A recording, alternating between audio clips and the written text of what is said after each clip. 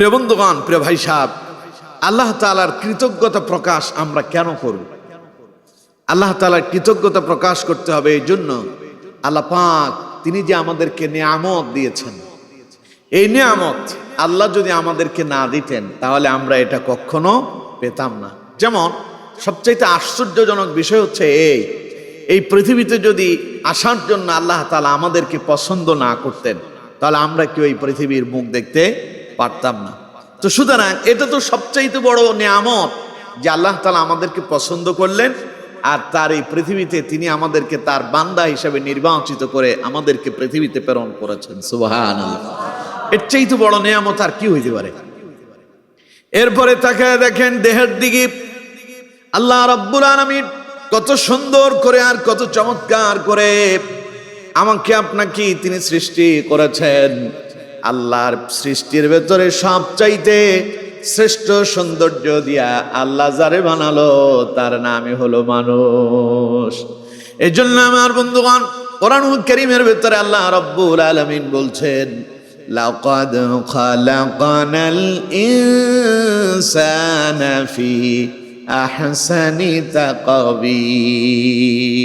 ও দুনিয়ার মানুষরা, আমি তোমারে আমার শ্রেষ্ঠ সৌন্দর্য দিয়া, তোমাকে রূপ সৌন্দর্য দিয়ে আমি আল্লাহ তাআলা সৃষ্টি করেছি। সুবহানাল্লাহ, এই দেহর দিকে তাকালেই তো বোঝা যায়। আমার আর আপনার মতো অসংখ্য মানুষ এমন আছেন, চোখ আছে, কান আছে, কিন্তু আমার বন্ধুগণ দুর্ভাগ্য, চোখ আছে কিন্তু এই চোখের ভেতরে তার দৃষ্টি নাই, দেখতে পায় না। এরকম মানুষ আছে না নাই? অথচ আপনি তারে দেখলে বুঝতেই পারবেন না লোকটা দুনিয়া দেখতে পায় না।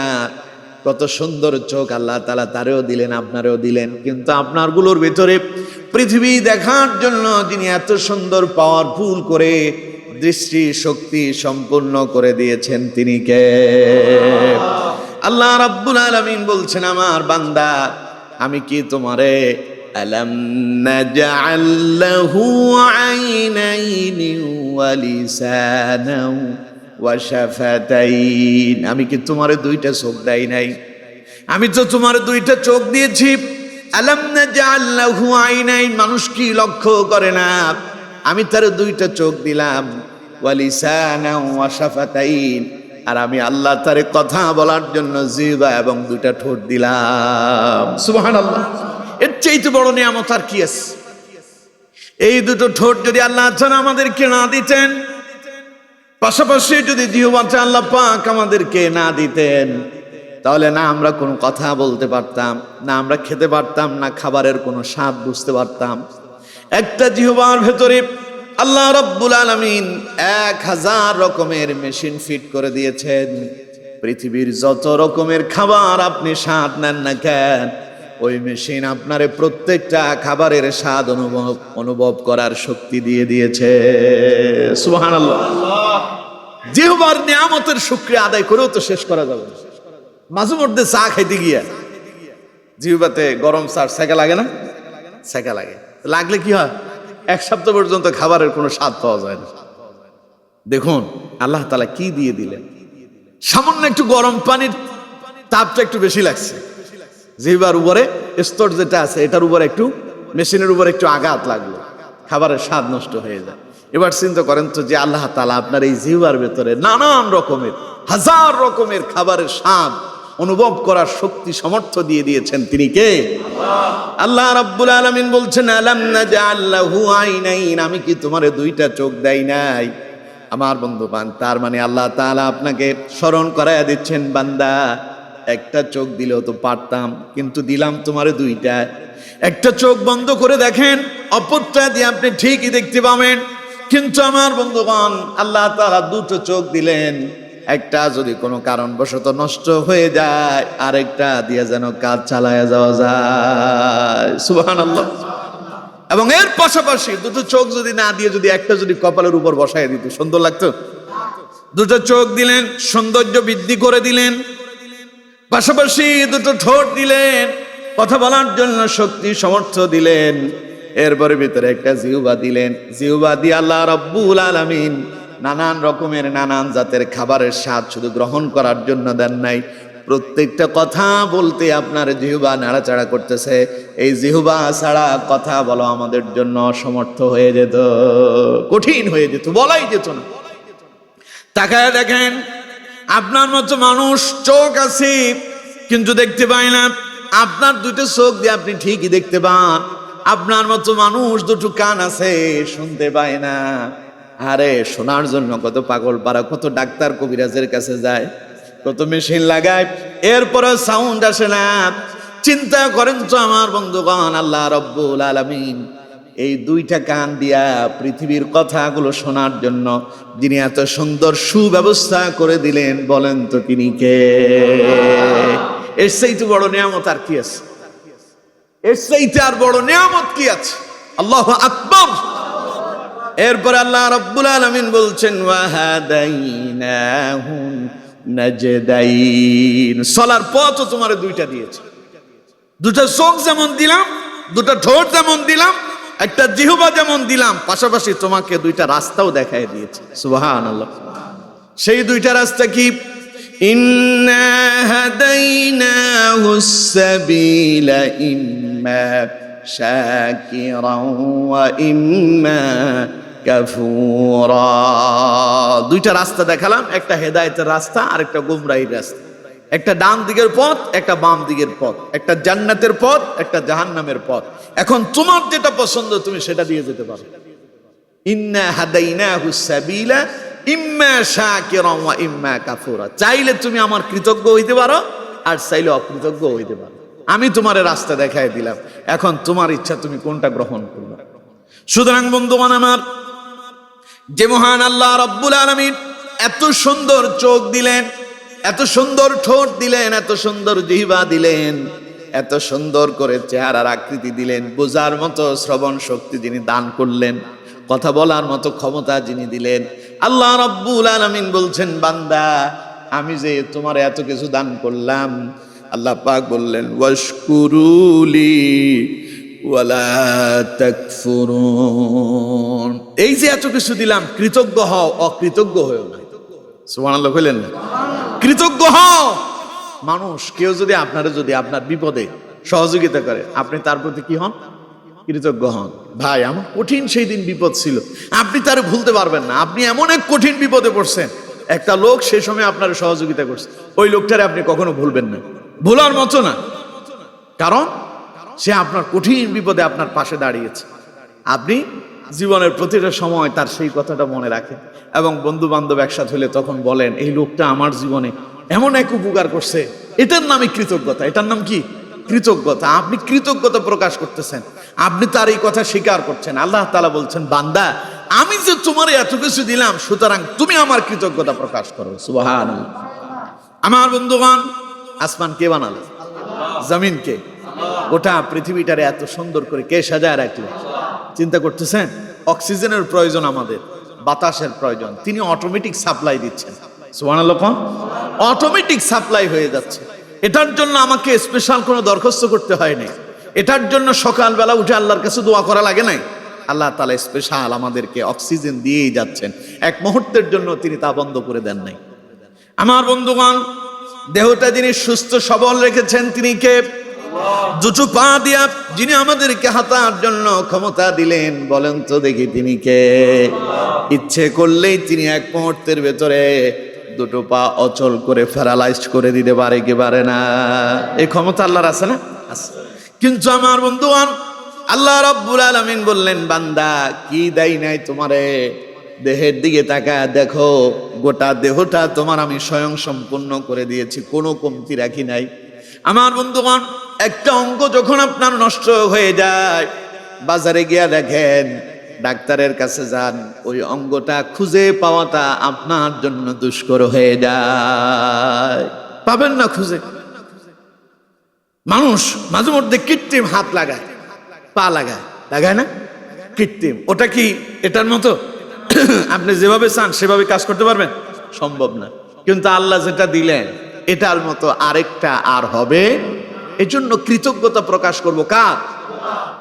আল্লাহ রাব্বুল আলামিন বলছেন লা ইন শাকারতুম লা আযীদান্নাকুম ওয়ালাইন কাফারতুম ইন্না আযাবি লাশাদীদ। আমার বান্দা, আমি যে তোমার নিয়ামত দিয়েছি, নিয়ামতের কৃতজ্ঞতা প্রকাশ করো, নিয়ামত আরো বাড়ায় দেব। সুবহানাল্লাহ। লাইন শাকারতুম লাযীদান্নাকুম, যদি কৃতজ্ঞ হও তাহলে নিয়ামত বাড়ায় দেব। তার মানে আপনারা আল্লাহ দুইটা হাত দিছে, আপনি বললেন আল্লাহ আলহামদুলিল্লাহ দুইটা হাত দিছে, আল্লাহ তিনটা দিবে নাকি? হাত আরেকটা বাড়ায় দিবে না। আল্লাহ তাআলা বললেন লাইন শাকারতুম লাযীদান্নাকুম, নিয়ামতের কৃতজ্ঞতা প্রকাশ করো, নিয়ামত বাড়ায় দেব। তার মানে তুমি যদি আল্লাহর কাছে কৃতজ্ঞ করো, এই কথা স্বীকার করো, আল্লাহ তুমি আমার দুইটা পা দিলা, তুমি আমার দুইটা হাত দিলা, দুইটা চক্ষু দিলা, দুইটা কান দিলা শোনার জন্য, এত সুন্দর করে তুমি আমারে বানালা, আলহামদুলিল্লাহ।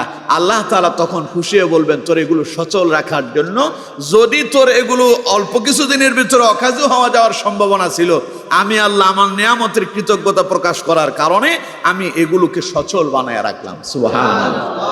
এগুলো নষ্ট হইতে পারে না, দুর্বল হইতে পারে না। একটা যন্ত্র, মেশিন, গাড়ির যে মেশিন আছে, এগুলো দীর্ঘ সময় চলতে চলতে একটা সময় সে কি হয়, ক্লান্ত হয়, দুর্বল হয়, পার্টস গুলো নষ্ট হয়ে যায়। এরকম আমাদের দেহে যে আল্লাহ তাআলা পার্টস লাগিয়ে রেখেছেন, এগুলো কি হয়, নষ্ট হয়, দুর্বল হয়। কিন্তু আমার বন্ধুগণ, এগুলোকে যিনি সবল রাখতে পারেন তিনি কে? আল্লাহ। যিনি লাগায়া দিলেন তিনি আবার এগুলো সবলও রাখতে পারেন। সুবহানাল্লাহ। এর জন্য অসুস্থতা যিনি দেন তিনি কে? আবার সুস্থ যিনি করেন তিনি কে? আপনি একটা ট্যাবলেটে না খেলেন, আপনি একটা ট্যাবলেট খেলেন, একটা ক্যাপসুল খেয়েছেন, এটা মাত্র একটা উসিলা, কিন্তু মূলত সুস্থ যিনি করতেছেন তিনি কে? আচ্ছা, ট্যাবলেট তো পেটের ভিতরে যায়, ভাতও তো পেটের ভিতরে যায়, খাওয়ার পরে তো সব তো আপনার পেছনের রাস্তা দিয়ে আবার বের হয়ে যায়, তো এটা সেখানে যায় কাজ করলো কেমন? এটা যখন ভেতরে গেল, ভেতরে যাওয়ার পরে এটার কাজ যিনি করায় দিলেন তিনি কে? মাথা ব্যথা, আপনার খেলেন প্যারাসিটামল, এখন খাইলেন পানি দিয়া, গেল পেটের ভেতরে, মাথা ব্যথা কেমনে সারবে? ব্যথা তো মাথায়, লাগানোর দরকার তো ছিল মাথায়, খাবে মাথায়, কারণ ব্যথা মাথায়, কিন্তু দিলেন কোথায়? পানি দিয়া, খেলেন, পেটে গেল, কিন্তু মাথা ব্যথা কে দূর করলো? কে? এর জন্য আল্লাহ তাআলা বলছেন আমার নিয়ামতের কৃতজ্ঞতা প্রকাশ করো। সুবহানাল্লাহ। কোন চিন্তা করতে পারেন? আপনার ঘুম হয় না, খেলেন পেটে, গেল ভেতরে, কিন্তু ঘুম কেমনে এলো? কে দিলেন? আল্লাহ তাআলা বলেন তুমি শুধু উসিলা তালাশ করো, আর তোমাকে বাকি যা যা করার দরকার আমি আল্লাহই করে দিব। সুবহানাল্লাহ। এর জন্য পৃথিবীর কোনো ঔষধের শক্তি নাই আপনার সুস্থ রাখার, আপনাকে ভালো রাখার। আপনাকে ভালো রাখতে পারেন একজন, তিনি কে? আল্লাহ। তবে চিকিৎসা আপনাকে গ্রহণ করতে হবে, এটা হলো উসিলা, এটা মাধ্যম। আপনি এটা গ্রহণ করবেন, আর এটার মধ্য দিয়েই আল্লাহ তাআলা আপনাকে সুস্থ রাখবেন। সুবহানাল্লাহ। সেই জন্য আপনি যখন আল্লাহর কৃতজ্ঞতা প্রকাশ করবেন, আল্লাহ তুমি আমার সুস্থ স্বাভাবিক জীবন দান করছো, এর জন্য আমি তোমার প্রশংসা করছি। প্রশংসার শ্রেষ্ঠ শব্দ আলহামদুলিল্লাহ। প্রশংসার শ্রেষ্ঠ শব্দটা কি? আলহামদুলিল্লাহ। এই শব্দটাকে আল্লাহ তাআলা এত পছন্দ করলেন, আপনি যখন নামাজে দাঁড়ান, নামাজে দাঁড়ায় প্রথম যেই সূরা দিয়ে আপনি শুরু করেন, প্রথম শব্দটাই আলহামদুলিল্লাহি রাব্বিল আলামিন। পড়ুন আল্লাহু আকবার। এর জন্য রাসূল কারীম সাল্লাল্লাহু আলাইহি ওয়াসাল্লাম বলছেন আফদলুদ দুআই আলহামদুলিল্লাহ। আলহামদুলিল্লাহ হচ্ছে সবচাইতে শ্রেষ্ঠ দোয়া। সুবহানাল্লাহ। এই দোয়া করলে খুশি হন কে? অন্য হাদিসে এসেছে আলহামদুলিল্লাহি তামলাউল মিজান। আলহামদুলিল্লাহ এত পাওয়ারফুল একটা শব্দ, এটা মিজানের পাল্লাকে পরিপূর্ণ করে দেয়। সুবহানাল্লাহ। এই জন্য আল্লাহর প্রশংসা হবে কি দিয়া? আলহামদুলিল্লাহ। সর্বাবস্থায় কি? আলহামদুলিল্লাহ। আচ্ছা, আমরা যখন হাসি দিই, হাসি দেওয়ার পরে কি বলি? আচ্ছা, হাসি দিলাম, এখানে আলহামদুলিল্লাহ বলার কি আছে? আলহামদুলিল্লাহ বলার পেছনে কি আছে? কারণ আছে। দিলাম হাসি, কেন আলহামদুলিল্লাহ পড়লাম? আমেরিকান এক বিজ্ঞান ডাক্তার গবেষণা করে দেখেছে, এক মুসলিম এক খ্রিস্টান ডাক্তারের কাছে গেল চিকিৎসা নেওয়ার জন্য। তো এখন ডাক্তারের সামনে বসা অবস্থায় রোগীর একটা হাসি এলো, হাসি দিয়ে সে পড়ছে কি? আলহামদুলিল্লাহ। ডাক্তার প্রশ্ন করলো, খ্রিস্টান ব্যক্তি ডাক্তার মুসলমান ব্যক্তিটারে রোগীটারে প্রশ্ন করলো, ঘটনা কি? আপনি কেন হঠাৎ করে আলহামদুলিল্লাহ পড়লেন হাসি দিয়ে, এর কারণ কি? আমরা তো জানি মুসলমানরা কোনো ভালো কাজ করলে, আল্লাহর পক্ষ থেকে কোনো নিয়ামত পেলে আল্লাহর প্রশংসা করে আলহামদুলিল্লাহ পড়ে। হাসি দিয়ে কেন আলহামদুলিল্লাহ পড়লো? বললো যে আমি তো আসলে এটা জানি না, বলতে আরেকটা হাসি। সাধারণত হাসি একসাথে কয়টা আসে? দুইটা আসে। দ্বিতীয় হাসি দিল তো সামনে তার যে গ্লাসের উপরে হাসির সাথে একটু কি বের হয়? পানি বের হয়। একটু পানি যায় না? একটু পানি বের হয়। এই জন্য হাসি দেওয়ার সময় রাসূলুল্লাহ বলেছেন সামনে হাত রাখার জন্য। কাশি এবং হাসি এই দুইটা দেওয়ার সময় মুখের সামনে কি রাখতে হয়? হাত রাখতে হয়। এটা সুন্নাত। কারণ আপনার মুখ থেকে, আপনার নাক থেকে একটু পানি বেরোলো, এটা আরেকজনের গায়ের উপরে গিয়ে পড়তে পারে। যখন করোনা এলো তখন বললো যে হাসি কাশির সময় হাত দিবেন, বলছে না? মুখের সামনে হাত নিয়ে আসবেন। এখন ওরা গবেষণা করে পেল যে হাসি আর কাশির সাথে, হাসি আর কাশির সাথে কি করতে হবে? হাত দিতে হবে। কিন্তু অথচ রাসূলুল্লাহ আজ থেকে ১৫০০ বছর আগেই এই নিয়ম আর পদ্ধতি শিখিয়ে দিয়েছেন। সুবহানাল্লাহ। আমার বন্ধুগণ, প্রিয় ভাই সাহেব, তুই ডাক্তার এটার উপর গবেষণা করলো। ডাক্তার দেখতে পেল একটা হাসির সাথে ৩০০০ জীবাণু দেহ থেকে বেরিয়ে যায়। সুবহানাল্লাহ। এমনকি মানুষ যখন হাসি দেয়, হাসির সাথে তার শরীরের যে নার্ভগুলো আছে, লাইনগুলো আছে, ব্রেন থেকে যেগুলো বেরিয়ে আসছে গোটা শরীরে, হাসির সাথে দেখবেন গোটা শরীরে একটা কম্পন হয়, ঠিক না? বিজ্ঞান গবেষণা করে দেখলো একটা হাসি যখন মানুষ দেয়, ওই হাসির সাথে তার সবগুলো নার্ভের ভেতরে কোথায় যদি কোনো নার্ভ যদি কি হয়ে যায়, আটোসাটো হয়ে যায়, তখন হাসির সাথে ওটা ক্লিয়ার হয়ে যায়। সুবহানাল্লাহ। এর জন্য মুসলমানরা হাসি দিয়ে কি বলে? আলহামদুলিল্লাহ। হাদিসের ভেতরে আসছে হাসি আসে জান্নাত থেকে। সুবহানাল্লাহ কইলেন না? হাসিটা কোথা থেকে আসে? এটা জান্নাতের নিয়ামত। সুবহানাল্লাহ। এর জন্য হাসি দিয়ে আমরা কি বলি? আলহামদুলিল্লাহ। আল্লাহ তাআলা তখন বান্দার উপরে খুশি হয়ে যান। সুবহানাল্লাহ। এর জন্য প্রিয় বন্ধুগণ, সব সময় নিয়ামতের কৃতজ্ঞতা প্রকাশ করার জন্য শ্রেষ্ঠ শব্দ যেটা আমরা ব্যবহার করব তার নাম আলহামদুলিল্লাহ। আর আল্লাহ তাআলা বলছেন, বান্দা তুমি যদি আমার নিয়ামতের কৃতজ্ঞতা প্রকাশ করো কি হবে? লা ইন শাকারতুম লা আযীদান্নাকুম। আমার বান্দা তুমি যদি আমার নিয়ামতের কৃতজ্ঞতা প্রকাশ করো, আমি আল্লাহ তোমার নিয়ামত আরো বাড়ায়া দেব। এর জন্য বান্দা যখন আল্লাহর নিয়ামতের কৃতজ্ঞতা প্রকাশ করে, আল্লাহ বান্দার উপরে খুশি হয়ে যান। সুবহানাল্লাহ বলেন। হাদিসের ভেতরে এসেছে রাসূলুল্লাহ বলেছেন, ইন্নাল্লাহা লা ইয়ারদা আনিল আবদি ইয়াকুলুল উকলাতা ফায়াহমাদুহু আলাইহা ওয়া ইয়াশরাবুশ শারবাতা ফায়াহমাদুহু আলাইহা।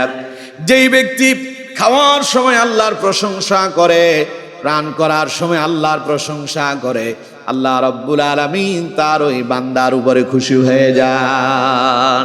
এর জন্য খেতেও প্রশংসা হবে কার? পান করতে প্রশংসা কার? প্রতিটা মুহূর্তে, সব সময়, সুস্থতা অসুস্থতা সর্ব অবস্থায় আমরা কৃতজ্ঞতা প্রকাশ করব কার?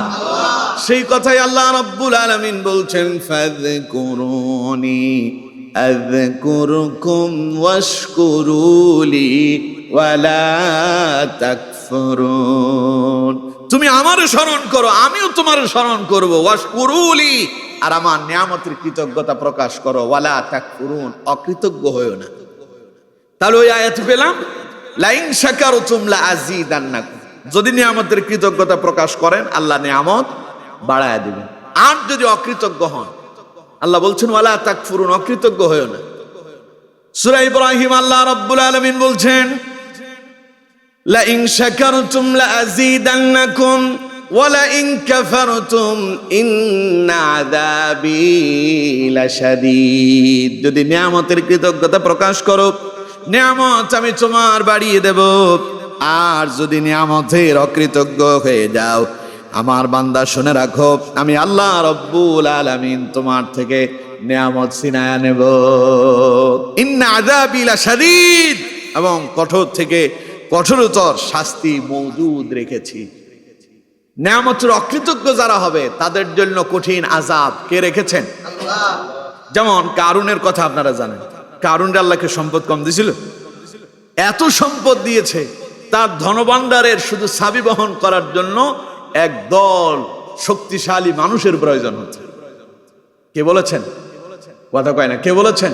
কোরআন থেকে শুনুন। ইন্না কারুন كان من قوم موسى فبغى عليهم وآتيناه من الكنوز ما إن مفاتحه لتنوء بالعصبة أولي القوة আল্লাহ পাক বলছেন আমি কারুনকে এত সম্পদ দিয়েছিলাম, তার সম্পদের ধনভাণ্ডারের যে চাবি আছে, মানে ধনভাণ্ডার যেখানে থাকে আর কি, সেই গোডাউনের চাবি বহন করার জন্য একদল শক্তিশালী মানুষ লাগছে। আচ্ছা, একদল কি 2-4 জনে হয়? 10-12 জন, 15-20 জন। একদল মানে কি, যেটার হিসাব নাই, অনেক মানুষ গোনা যাচ্ছে না, তারই কয় একদল। আল্লাহ তাআলা বলছেন তার ধনভাণ্ডারের চাবি বহন করার জন্য একদল মানুষের প্রয়োজন হচ্ছে। কিন্তু এই নিয়ামত পেয়ে কারুন আল্লাহর কৃতজ্ঞতা প্রকাশ করেন, বরং মুসা আলাইহিস সালামের বিরুদ্ধে ষড়যন্ত্র করছিল। কিন্তু কারুন মুসা আলাইহিস সালামের চাচাতো ভাই ছিল, কাছের লোক, আপন লোক, পরিবারের লোক, প্রথমে মুসলিম ছিল, কিন্তু যাকাতকে অস্বীকার করে এবং হযরত মুসা আলাইহিস সালামকে অস্বীকার করার কারণে পরবর্তীতে কাফের হয়েছে। সেই কারুনকে আল্লাহ রাব্বুল আলামিন নিয়ামতের অকৃতজ্ঞ হওয়ার কারণে ছেড়ে দিয়েছিল। কি করছে আপনারা কোন তো? হ্যাঁ, মাটির নিচে দাবায় ফেলছে, এখনো ডুবতেছে। কিয়ামত পর্যন্ত ফেরেশতারা এইভাবে তার উপরে আঘাত করতেই থাকবে, এটা তার উপর চলতেই থাকবে। তার গোটা প্রাসাদ শুদ্ধা, তার শুদ্ধা আল্লাহ তাআলা মাটির নিচে, জীবন্ত মানুষকে মাটির নিচে আল্লাহ তাআলা দাবিয়ে ফেলেছেন। চিন্তা করেন। তাইলে এখন প্রশ্ন হলো, হুজুর তাইলে আমরা যে এরকম অনেকে দেখা যায় অকৃতজ্ঞ হয়, অহংকার দেখায়, আল্লাহ ওদেরকে ধরে না কেন? প্রশ্ন আছে না? এটা মুহাম্মদ সাল্লাল্লাহু আলাইহি ওয়াসাল্লামের দোয়ার কারণে আল্লাহ তাআলা উম্মতে মুহাম্মদীকে এই আযাব থেকে মুক্তি দিয়েছেন। শুধু রাসূলুল্লাহ দোয়া করেছিলেন উম্মতের জন্য। আপনি মনে করতেছেন আপনি ইসলামের বিরোধিতা করেন, আপনি কোরআনের বিরোধিতা করেন, আপনার তো কিছু হয় না? কি রে, এত কথা কই আমরা, আল্লাহ যে আমাদের কিছু করে না? করবে।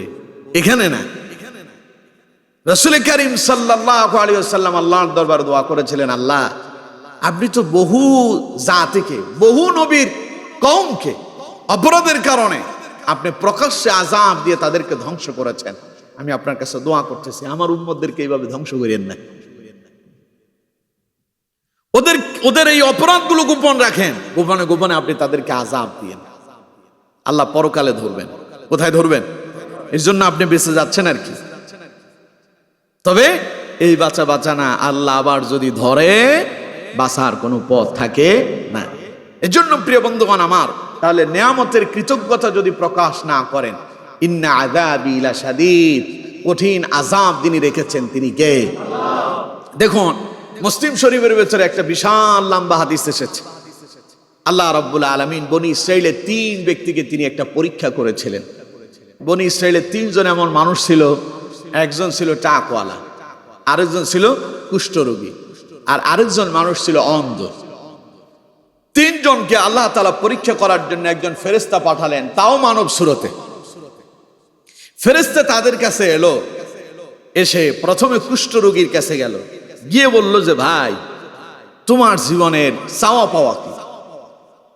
কুষ্ঠরোগী লোকটা বলল, দেখো আমার ভাই, আমার সমস্ত দেহের চামড়াগুলো নষ্ট হয়ে গেল, সারা শরীরে আমার কুষ্ঠরোগ বাসা বেঁধেছে, মানুষ আমারে নিয়ে বিভিন্ন ধরনের মন্দ কথা বলে, সমাজে আমার চলতে অসুবিধা হয়ে যায়, মানুষ আমার সঙ্গে মিশতেই চায় না। আমার মনে চায় যদি আল্লাহ তাআলা আমার এই রোগটা দূর করে দিত, এটাই আমার সবচেয়ে বড় চাওয়া।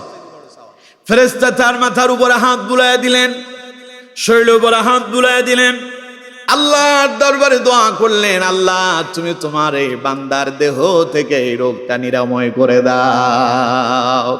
লোকটা সুস্থ হয়ে গেল। সুবহানাল্লাহ। কোন এই লোকটা যখন সুস্থ হয়ে গেল, ফেরেশতা এবার তারে আবার প্রশ্ন করলেন, আল্লাহর বান্দা এবার বলো তোমার পছন্দের কোন বস্তু আছে নাকি, তুমি কোন জিনিসকে পছন্দ করো নাকি? লোকটা বলল, আমি উট খুব পছন্দ করি। আমার বন্ধুগণ, ফেরেশতা তার জন্য একটা মাদি উট নিয়ে এলেন, পুষ্টি নিয়ে এলেন, মহিলা উট নিয়ে এলেন, গর্ভবতী একটা উট তার উপহার দিলেন, আর দিয়ে বললেন, আল্লাহ তোমার এই রিজিকে বারাকা দান করুন। দোয়া করে চলে গেল। আমার বন্ধুগণ, হাদিসের ভেতরে এসেছে, রাসূলুল্লাহ বললেন, এবার ফেরেশতা চলে গেল টাকওয়ালা মানুষটার কাছে। তারে গিয়া বলল, ও আল্লাহর বান্দা, তোমার জীবনে চাওয়া পাওয়া কি? লোকটা বলল, দেখো, আমার মাথার চুল সব পড়ে গেছে, সমাজে মানুষ আমার নিয়ে ব্যঙ্গ করে, হাসি ঠাট্টা তামাশা করে, বিষয়টা আমার মোটেও ভালো লাগে না, আমার খুব কষ্ট হয়। আমার জীবনে চাওয়া পাওয়া হলো এই, যদি আমার মাথায় যদি চুল গজাতো, কালো কালো চুল থাকতো, কত সুন্দর না লাগতো, কেউ আমারে নিয়ে মন্দ কথা বলতে পারতো না। আমি চাই আমার মাথার ভেতরে পূর্বের ন্যায় চুল গজিয়ে যাক। ফেরেশতা তার মাথার উপরে হাত বুলায়া দিলেন, আল্লাহর দরবারে দোয়া করলেন। মুহূর্তের ভেতরে ওই মানুষটার মাথার ভেতরে যিনি চুল দিয়া পরিপূর্ণ করলেন, তিনি কে? লোকটা এবার সুস্থ হয়ে গেল। জিজ্ঞাসা করলো, তুমি কি চাও?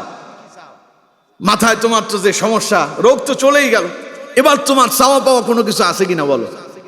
আমার বন্ধুগণ, লোকটা বলল, আমি গরু খুব পছন্দ করি।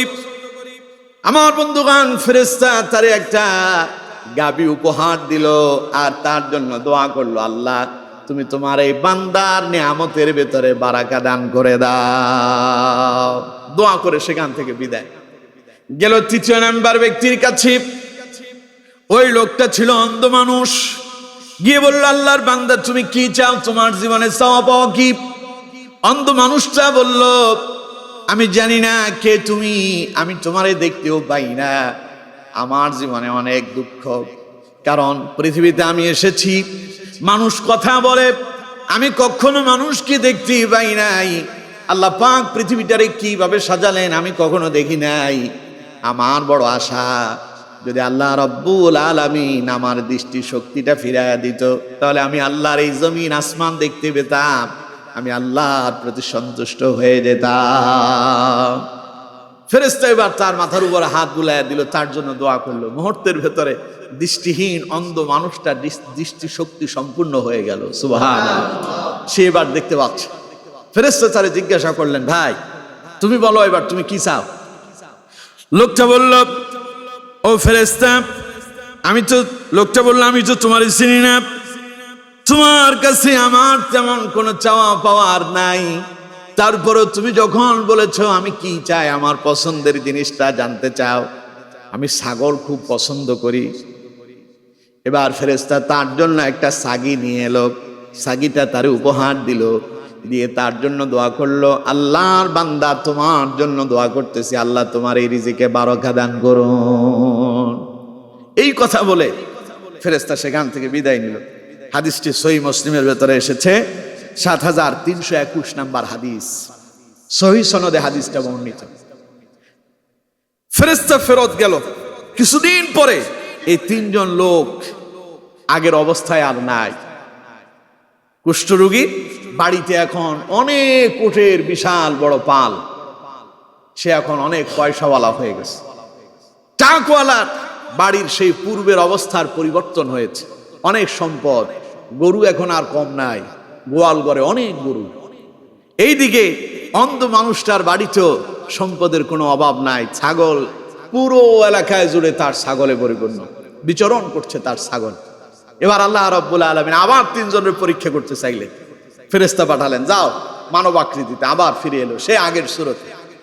প্রথমে চলে গেল সেই কুষ্ঠরোগীর কাছে, যাই বলল, ভাই আমি একজন মুসাফির মানুষ, দীর্ঘ পথ পাড়ি দিলাম, মুসাফির অবস্থায় এসেছিলাম, সাথে আমার যত সম্পদ আদি ছিল, টাকা পয়সা সব শেষ হয়ে গেছে, বাড়ি পর্যন্ত যে যাব কিছু এখন আর আমার কাছে অবশিষ্ট নাই, আল্লাহ ছাড়া আর তুমি ছাড়া এই মুহূর্তে আমার কোনো পথ খোলা নাই।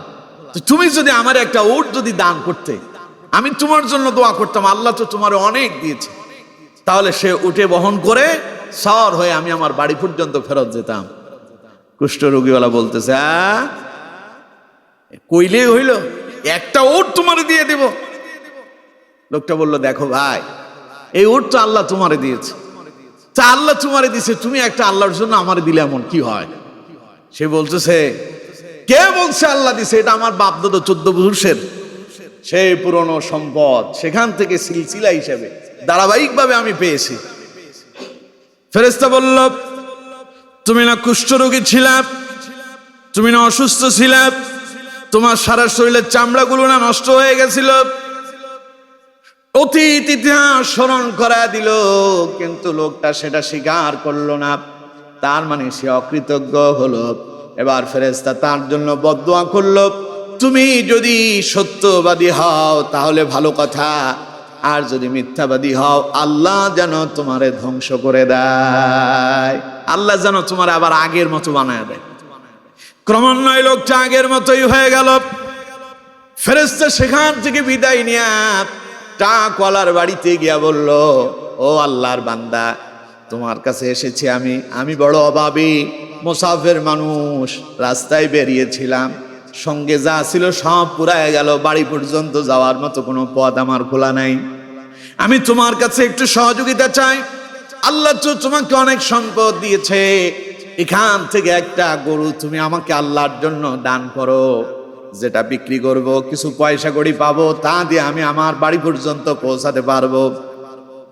ওই টাকওয়ালা বলতেছি, ওটা কি মামুর বাড়ির আবদার নাকি? তুমি চাইলা আর তোমার একটা গরু দিয়ে দেব। এবার ফেরেশতা তারে বলল, আল্লাহর বান্দা, এগুলো তো আল্লাহ তোমারে দান করছে, এগুলো তো তোমার এক সময় ছিল না। সে বলল, কে বলছে তোমারে? আমার 14 পুরুষের এই সম্পদ ছিল, ধারাবাহিকভাবে আমি এটা পেয়েছি, সুতরাং তোমার এই কথা আমি মানতেই পারলাম না, আমি তোমার রিজিকটা আমি তোমাকে একটা গরু দিতে পারলাম না।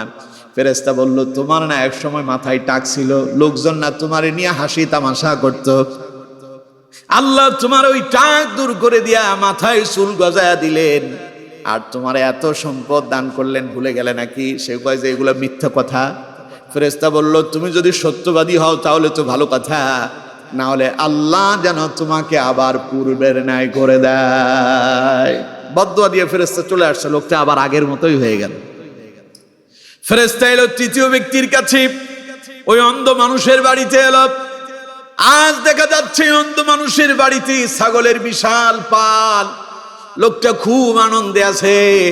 ফেরেশতা এসে তারে জিজ্ঞাসা করলো, আল্লাহর বান্দা, আমি বড় অভাবী মুসাফির মানুষ, রাস্তায় এসেছিলাম, মুসাফির অবস্থায় আমার সব সম্পদ ফুরিয়ে গেছে, বাড়ি পর্যন্ত যাব এমন কোন সম্পদ আমার কাছে নাই।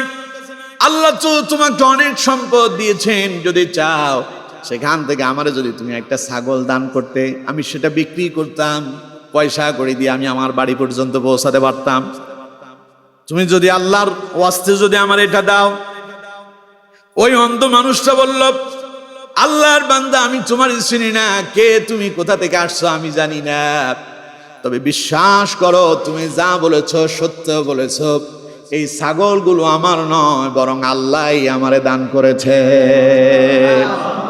আমি তো এক সময় অন্ধ ছিলাম, আমি দৃষ্টিহীন ছিলাম, আমি চোখে দেখতে পেতাম না, আল্লাহ রাব্বুল আলামিন আমাকে দৃষ্টি শক্তি সম্পূর্ণ করলেন। এই নিয়ামত পেয়ে আমি আলহামদুলিল্লাহ আল্লাহর কৃতজ্ঞতা প্রকাশ করছি। আল্লাহ এরপরে আমার এত ছাগল দান করছে, তোমার যদি মনে চায় সবগুলো ছাগল তুমি সঙ্গে নিয়ে যেতে পারো, আর যদি মনে চায় আমার পরিবারের জন্য 2-1টা রেখে গেলেও যেতে পারো, আমার কোনো আপত্তি নাই। সুবহানাল্লাহ।